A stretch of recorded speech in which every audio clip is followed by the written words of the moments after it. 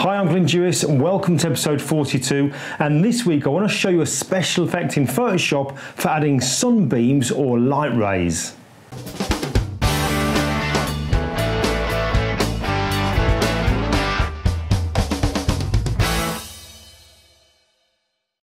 Alright, so here's a partially finished picture. It's one that I'm currently working on at the moment.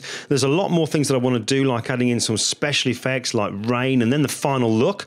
But as I'm working through it, I thought it might be a good technique to show you how you create these like sunbeams or light rays coming down from the break in the clouds in the distance here above our elephants, where the actual sun's coming through the clouds and you get that break and all these beams coming down. So I want to show you how we can do that. So let's just turn off the one that I'm currently got in my image here. And there's a couple of things we need to do. First of all, we need to make sure that our foreground and background colours in our toolbar here are set to their default. So we press D on the keyboard. And then I want my foreground colour to be white. So I'm going to press X to flip it over. Then we're going to go to the layer menu at the top of the screen, choose new fill layer, and then we're going to go for gradient. Now this is one of those techniques where quite a few of these dialog boxes appear all the time, but there's actually not that much we need to do in them. So it can look kind of confusing, but really very, very simple. So when the first dialog box comes up, we're going to give this a name here so we know exactly what we're doing, keep everything nice and organized. I'm going to call this one light rays. And the last thing I do in this box here, where it says mode, it currently says normal, I'm going to change it from normal to soft light.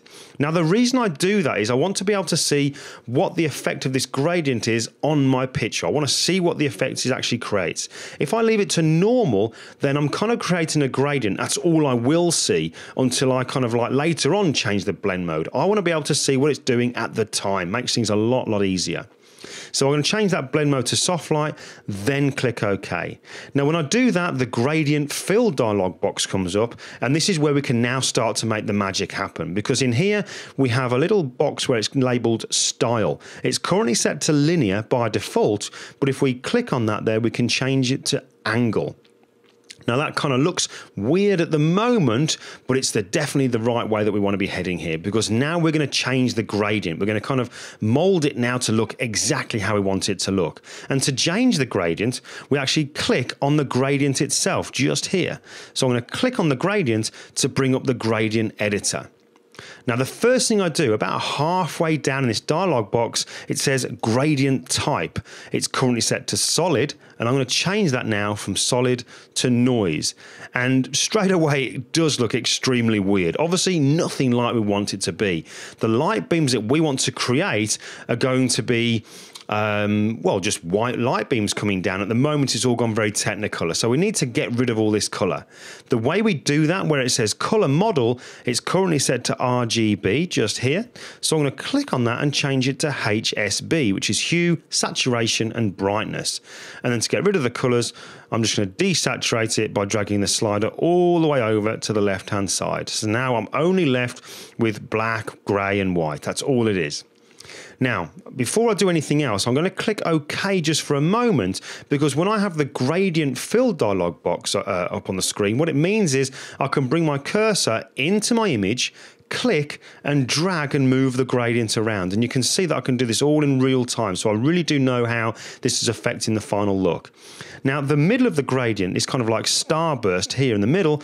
I'm going to drag that so it's on the hottest part of the clouds, right at the top where the sun's starting to peek through.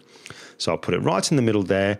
Then I'm going to click back on the gradient in the gradient fill dialog box, because in here now, right at the bottom right hand corner, there's a little button that says randomize. And when I click on that now, in real time, I can actually change and just choose what kind of gradient or light beams I want to appear down. And every time I click on this, as the name would suggest, it changes it. It randoms the look of these actual light beams.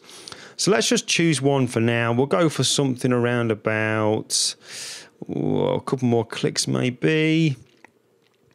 Yeah, we'll go for something like that for now, and then we'll click OK. So this is a pretty good starting point. We'll click OK on the gradient fill as well. But the only thing at the moment now is the light beams, they're too far spread. They're all the way around the outside of the image as well. I only want them to be sort of coming down to a certain point. So these are going way too far out. So what I'm going to do is I'm going to go to Free Transform to bring them into the center a little bit. So we'll go to the Edit menu. We'll choose Free Transform.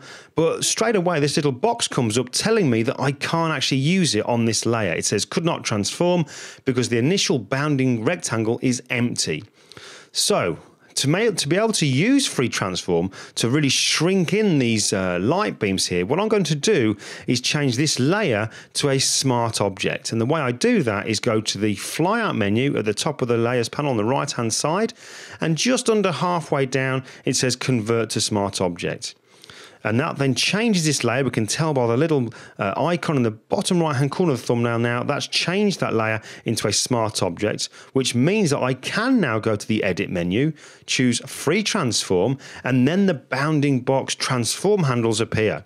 Now I'm going to click on either the far left or the far right, but the little handle is in the middle of the picture, and I'm going to, sorry, on the outside middle. I'm going to hold down my Option or my Alt key, click on that and drag in. And as I do that, because I'm holding down the Alt key or the Option key, both sides come in the same proportion. So we'll go for something around about there is looking, yeah, it's looking good. I'll then press Enter or Return.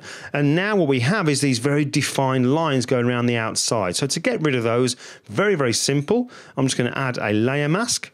Get a brush, making sure that the foreground color is black, and we'll just check that there's no settings within that brush. Just needs to be a nice simple brush. I'm going to use my right bracket key to change the size of the brush, make it a little bit bigger, and then I'm going to paint off the outside edges here that are quite hard. So something like that. So that's a pretty good starting point here for our gradient. It's looking there, but it's looking good there. But the thing is, we're not actually stuck at this point. What we can do is we could maybe duplicate it to make it even brighter.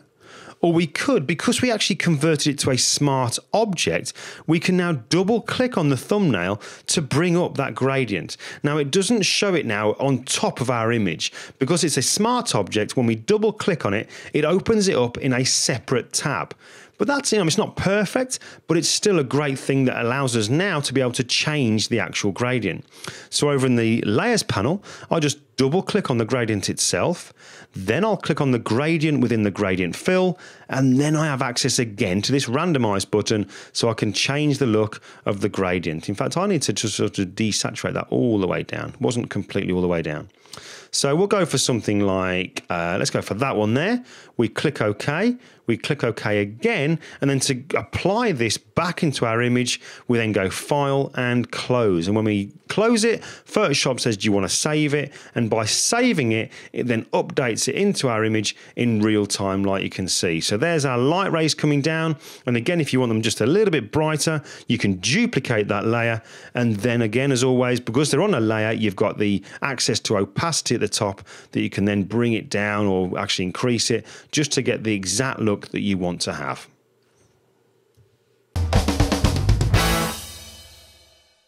Okay, so if there's probably one extra little tip that I'd add to this particular tutorial, it would just to make sure that when you do add these sun rays or these light beams coming down, that you do have a hot spot within your clouds, because they're only happening in real life when the sun is behind the clouds and there's a little bit of a break, and that's where these light beams come down. So make sure that you do have a hot spot, otherwise it's not going to look that realistic.